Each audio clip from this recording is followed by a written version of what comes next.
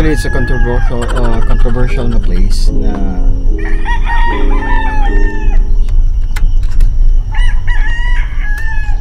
we're here and we'll find a place to go fish.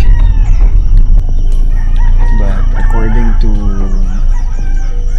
the city government, so kailangan hilutin, kailangan makipag-areglo o kausapin ng maayos yung mga may-ari ng lupa at ng developer para naman at least walang mangyaring mga problema. So park muna tayo and then we'll get back to you.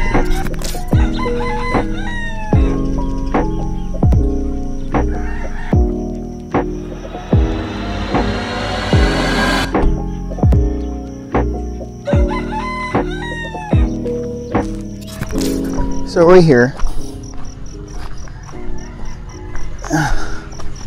So that is our terra, and we're here. This is nice. It's my first time to be here, but di pa natin kabisado kung saan tayo pupunta. It's a mababaw there na area, so may magjijigging yata yun. I think siguro we can cast in this area, pero kailangan natin lumusong dun sa tubig. Go there. So, yun. We need to leave our stuff here and then lakad tayo pupunta dun na area or somewhere. Hindi natin ito kabisado eh. So, kailangan natin magpunta ng tubig. So, yun. So we're here and we will be getting wet. Did not expect this. Oh shit.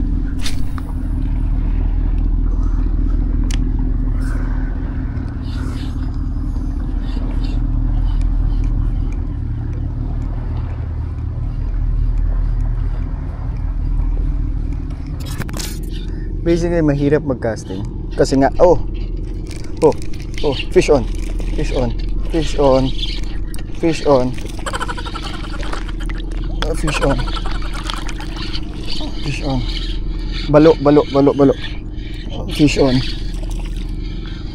fish on, first fish, basically balo.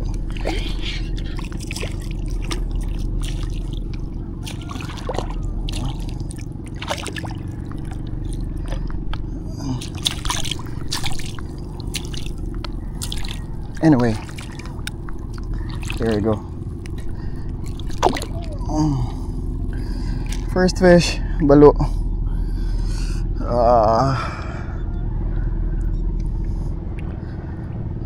Yeah, sabi ko mahirap mag-casting kasi nga lalim yung area. Hindi, marami siyang seagrass. But anyway, nakahuli tayo, isa. It's a balo. So tabi na lang tayo para sure. Malalim yung tubig eh.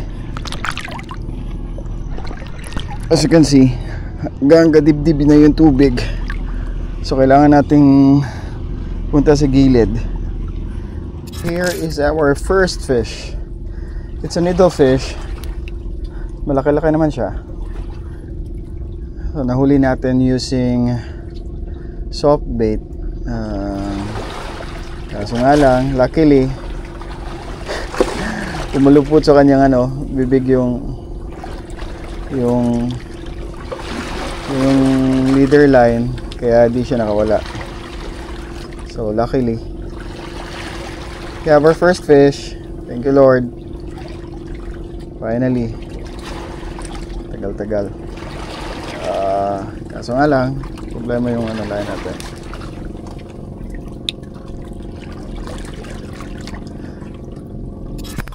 So we're back.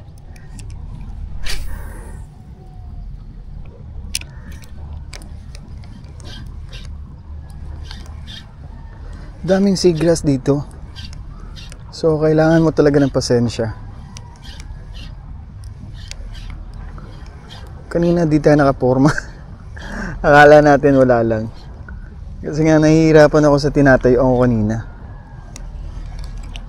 Hirap siya. Napakaliit kasi ng bato na tinayuan ko eh.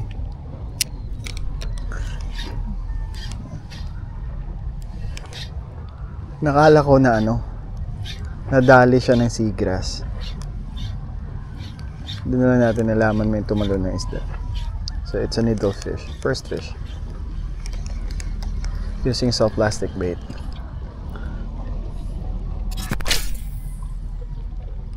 So plastic muna gamit natin. In that area meron ding mga fishing. Dalawa sila. Lalim yung pinunta nila. Almost hanggang leeg na. So ito pinalit natin,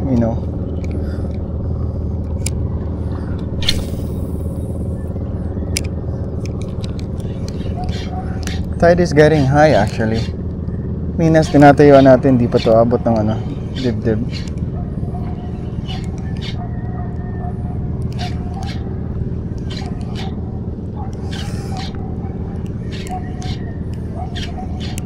Fish on. Fish on. Oh! Oh shit. Nawala.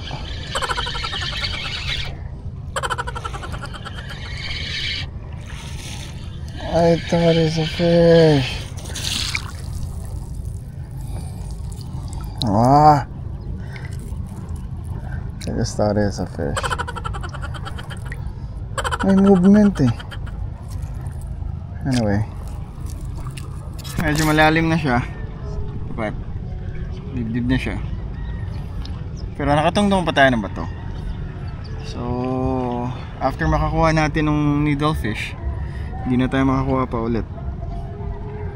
Then lumalalim na din kasi it's high tide, so kailangan na natin umalis dito kasi nga malalim siya. If aalis ako dito sa bato, for sure malalim na to. Look at, ganito na siya kalalim, diba?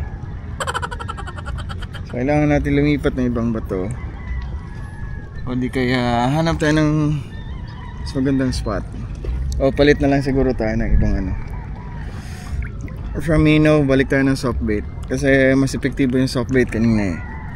Kaso nga lang malalim na yung area, so kailangan nating maghanap ng ibang spot. Iba tayo ng konti, usog tayo. So malapit na tayo dito sa coastline, sa so, may mga kabahayan. So kanina nandun tayo, so atras tayo ng konti, baka nandito yung mga isda.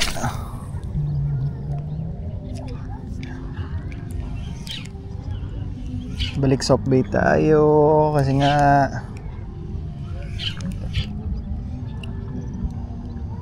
ayaw pala rin ng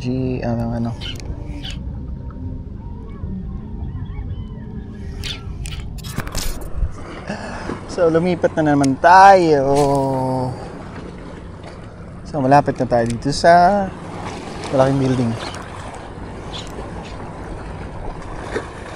Dito naman batuhan.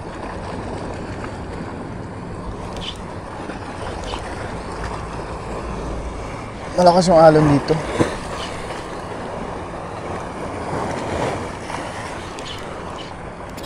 Barracuda, fish on, fish on. Fish on. Oh.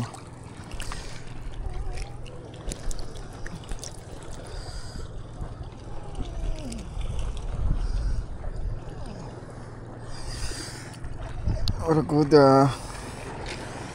Thank you.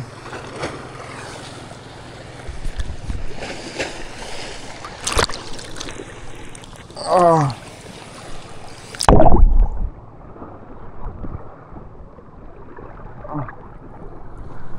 Last cast on my fifth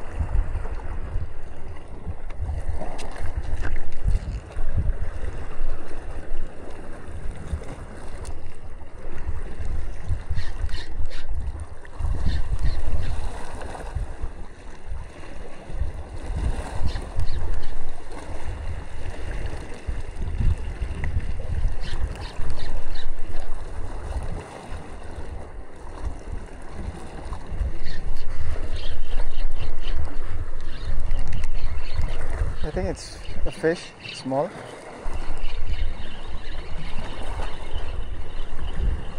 Walang kalaban-laban ah. Isda ba to?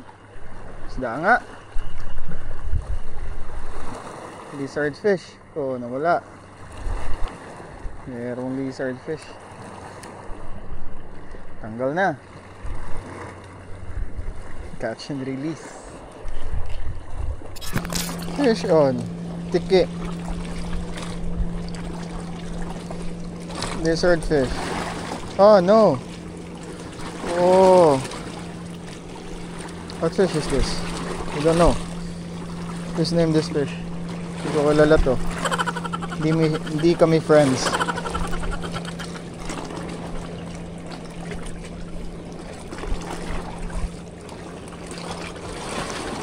Oh.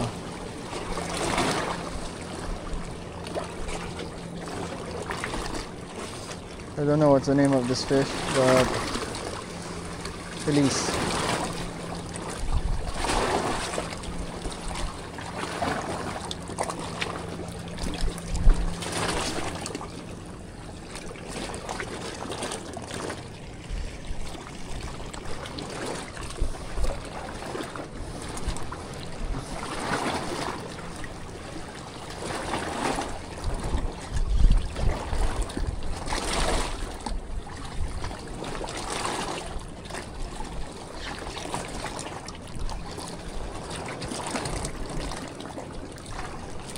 Kuha natin